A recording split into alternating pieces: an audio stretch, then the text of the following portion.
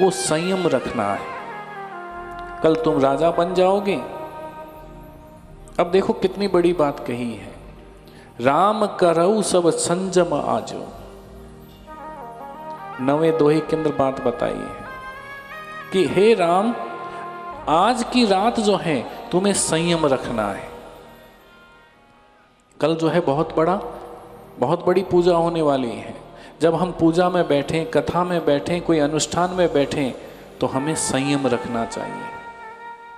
जब तक हम संयम को नहीं रखेंगे तब तक हमारा कोई भी अनुष्ठान जो है वो पूरा हो ही नहीं सकता है। संयम की बात बताई है। कितनी बढ़िया बात है कि धर्म सत्ता से कह रहा है। क्या बात बताई है?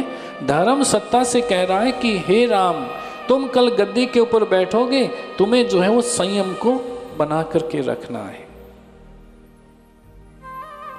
और ऐसा कहा है कि इसलिए बताया क्योंकि सत्ता का स्वाद ही कुछ ऐसा होता है कि जैसे किसी के पास में सत्ता आ गई, अगर संयम नहीं है तो वो उपद्रव मचाता है। और आज यहां पर जो है गुरुदेव यानी धर्म कह रहा है राजा से कि तुम्हें संयम रखना है। बड़ी बड़ी सत्ताएं जो है वो मिलने के बाद में बड़े बड़े लोग जो है वो हिल जाते हैं। वशिष्ठ जी आकर के राम जी से कहते हैं कि तुम्हें संयम पालना है, कल तुम राजा हो जाओगे, राजा बन जाओगे। गुरु जी इतना कह करके तो चली गई, लेकिन राम जी सोचने लगे कि ये क्या हो गया, मैंने तो ये सोचा ही नहीं था। राम जी थोड़े विचलित हो गए थे। जैसे ही उन्होंने सुना कि तुम कल राजा बनोगे, खुश होने चाहिए थे, लेकिन राम खुश नहीं हो रहे हैं, प्रसन्न नहीं हो रहे हैं, थोड़े विचलित हो गए थे। और मन विचलित हुआ तो राम जी जो है महल के अंदर कभी इधर कभी उधर, कभी इधर कभी उधर जो है वो घूमने लगे। तो राम जी को घूमता देख करके सीता जी जो प्रसन्नता के अंदर डूबी हुई थी यह समाचार सुनकर के, तो सीता जी राम जी से कह रही कि महाराज क्या बात है, आप इतने विचलित क्यों हो? अरे हमारा जो स्वप्न था, आज वो स्वप्न हमारा जो है वो पूरा हो रहा है। और महाराज किसी स्त्री के लिए इतनी इससे बड़ी बात जो है वो और क्या हो सकती है कि कल मैं भी जो है वो राजरानी बन जाऊंगी। सीता तो बड़ी खुश है, लेकिन राम जी कहते हैं कि ये बात ठीक नहीं हुई है देवी।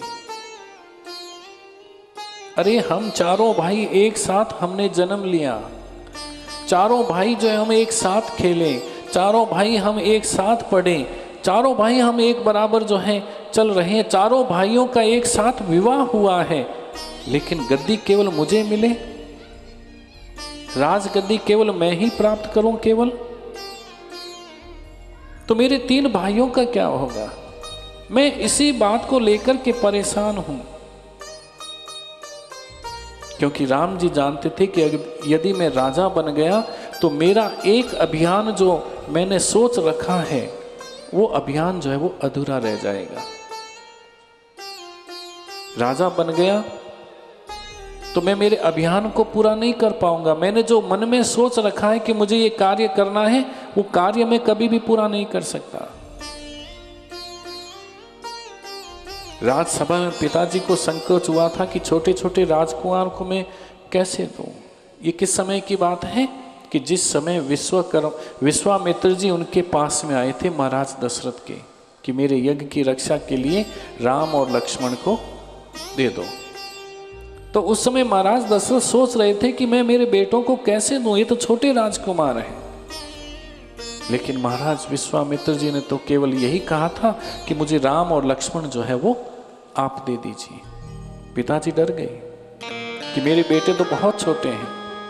तब गुरुदेव वशिष्ठ जी ने उनको कहा था कि महाराज आपके जो ये पुत्र हुए हैं, चारों पुत्र जो हुए हैं वो यज्ञ के द्वारा हुए हैं। कल आपने कथा सुनी, राम लक्ष्मण भरत और शत्रुघ्न कैसे जन्म लिए थे?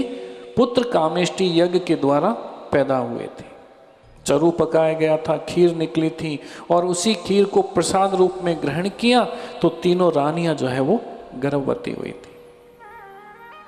वशिष्ठ जी कहते हैं कि महाराज आपके ये पुत्र यज्ञ के द्वारा उत्पन्न हुए हैं, इसी कारण से यज्ञ की रक्षा के लिए आप इनको सौंप दीजिए, छोड़ दीजिए। जो यज्ञ में पैदा हुए हैं, कोई एहसान नहीं कर रहे हो आप लोग। आप अगर 2 पुत्र को दे दोगे तो कोई एहसान नहीं होगा, ये वशिष्ठ जी ने समझाया। तो उस समय महाराज दशरथ ने जो है राम और लक्ष्मण को जो है विश्वामित्र जी के साथ में भेज दिया था। राम जी सीता जी को कहते हैं कि हे देवी, जिस समय मैं गुरुदेव के साथ में जा रहा था, जंगल में घूम रहा था, तो मैंने बड़े बड़े पहाड़ देखे, सफेद रंग के बड़े बड़े पहाड़ देखे। तो मैंने अपने गुरुदेव से पूछा कि हे गुरुदेव, ये कैसे पहाड़ हैं? तो उन्होंने कहा कि विश्वामित्र जी कहते हैं कि हे राम, ये ऋषियों के, मुनियों के हड्डियों के पहाड़ हैं, संतों के हड्डियों के पहाड़ हैं। इस समय जो है वो रावण का राज्य चल रहा है, और रावण के राज्य के अंदर संतों को, महात्माओं को राक्षस लोग ऐसे ही मार करके, खा करके, ऐसे ही हड्डियों के ढेर जो है वो लगा दिए। तो उस समय राम जी की आंखों से अश्रुधारा जो है बहने लगी, आंखों में जो है वो पानी आ गया था। तो राम जी ने कहा कि रावण को मारते क्यों नहीं, मरता क्यों नहीं है? तो विश्वामित्र जी कहते हैं कि रावण को मारना इतना आसान नहीं है, वो विश्व विजेता है, उसे केवल युद्ध के द्वारा जो है वो मारा नहीं जा सकता है। इसके लिए हमें एक अभियान चलाना पड़ता है। बड़े लोगों को हम सीधे नहीं मार सकते हैं, उसको अपनी, मान लो किसी के जीवन के अंदर कोई बुराई आ गई है, कोई बेटा मान लो गलत रास्ते के ऊपर चला गया है, तो हम उस बेटे को एक दिन के अंदर नहीं सुधार सकते, कोई भी नहीं सुधार सकता है। मान लो कोई गलत लत जो है किसी बेटे के अंदर, संतान के अंदर लग जाती है, तो हम जो है एक दिन के अंदर उसको नहीं सुधार सकते। इसके लिए हमको एक अभियान चलाना पड़ता है, लंबे समय तक प्रयास करना पड़ता है, तब कहीं जाकर के उसकी गलती जो है वो सुधर सकती है। लेकिन हम लोग तो कहते हैं कि भाई एक ही दिन के अंदर कोई ऐसा चमत्कार हो जाए कि हमारा काम हो जाए, वो ऐसा कभी भी नहीं हो सकता है। क्यों? रावण जो है विश्व विजयी है, उसको हम ऐसे नहीं मार सकते हैं। इसके लिए जन जागृति करनी पड़ेगी, लोगों को जगाना पड़ेगा।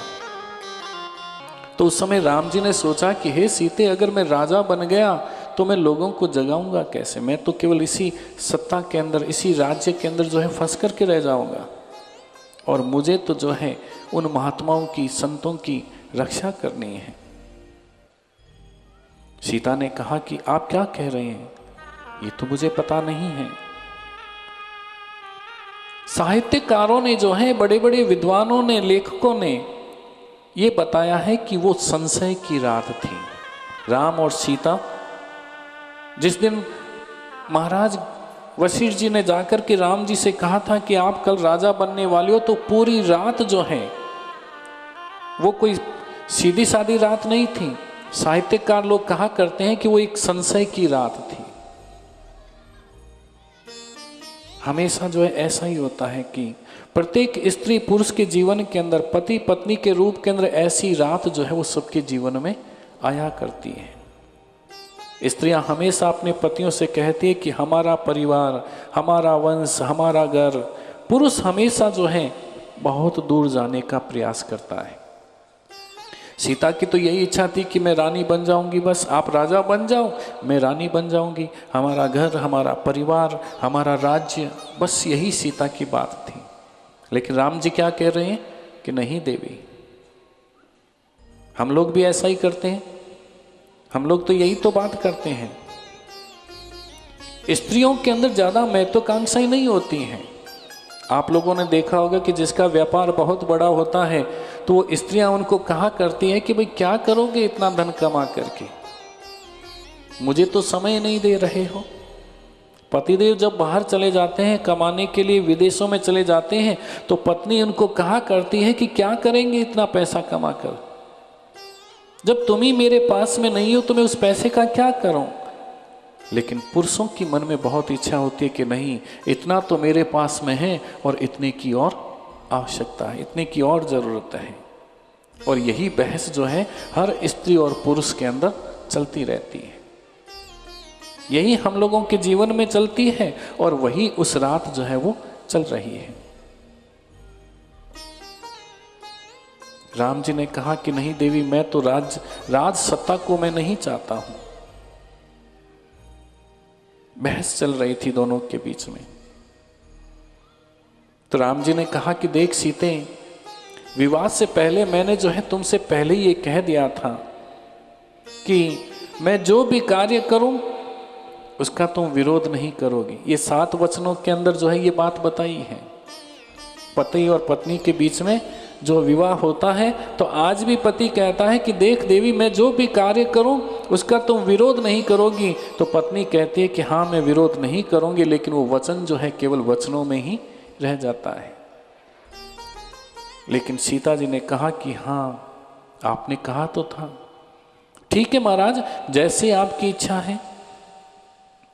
और उसी समय एक घटना और घटित हो रही है।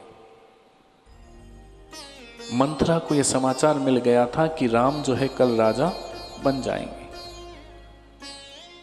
कल राम का जो है वो राज तिलक है। तो वो इधर उधर घूमने लगी। वो कैकेयी की खास दासी थी। रामचरितमानस के अंदर तुलसीदास जी ने जो है 88 पंक्तियों के अंदर ये प्रसंग लिखा है। जब आप रामचरितमानस की कथा, रामचरितमानस पढ़ोगे, कैकेयी और मंथरा का जो प्रसंग है वो 88 पंक्तियों के अंदर बात जो है बताई गई है। और इसी एक प्रसंग के अंदर पूरी अयोध्या का भाग्य बदल गया था। पूरी अयोध्या बदल गई थी। आज हम जो कथा सुन रहे हैं, अगर वो पंक्ति नहीं होती, वो मंथरा का प्रसंग नहीं होता, तो शायद हो सकता है कि कोई कथा कुछ अलग ही होती, कुछ और ही होती, कुछ रंग कुछ और ही होता। मंथरा सोच रही है कि यदि राम राजा बन जाएंगे। ये मंथरा कैसी है? थोड़ी नेगेटिव सोच वाली है, उल्टा सोचने वाली है, हमेशा उल्टा सोच रही हैं। संक्षेप में इस बात को जो है आप सुनिए, इस प्रसंग को जो है सुनिए कि संदेश जो दे रहा है वो संदेश यही दे रहा है कि अगर हम कुसंग करेंगे, किसी गलत व्यक्ति का अगर हम संग करेंगे। भरत की मां ने जो है मंथरा का संग किया है। एक संत की मां ने जो है वो एक मंथरा का संग किया, तो उसकी बुद्धि बिगड़ गई।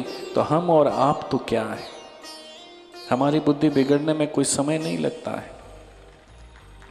हमारी हैसियत ही क्या। इसीलिए सदैव जो है ध्यान दीजिएगा कि आप लोग जब भी बैठो, अच्छे लोगों के बीच में बैठो, बुरे लोगों में मत बैठो, गलत लोगों से जो है वो दूर रहिए। इसलिए तो कहा है कि सत्संग, आज जब आप बैठे हो तो आप अभी अच्छे लोगों के बीच में बैठे हो। भले ही आप जो है ज्यादा भजन ना सुन पाओ, कीर्तन ज्यादा नहीं सुन पाओ, नाच ना पाओ, लेकिन यहाँ आप पास में किसी के बैठोगे तो आपका संग जो है, आपके पास में मंथरा नहीं आ पाएगी, मंथरा आपसे दूर रहेगी। फिर मंथरा तो एक व्रती है। मंथरा ने पहले पात्रों के माध्यम से प्रभावित किया है, फिर कैकेयी की कमजोरी को पकड़ा है और अपने आप को निस्वार्थ बताया है। 3 तरह से ये व्रती काम करती हैं।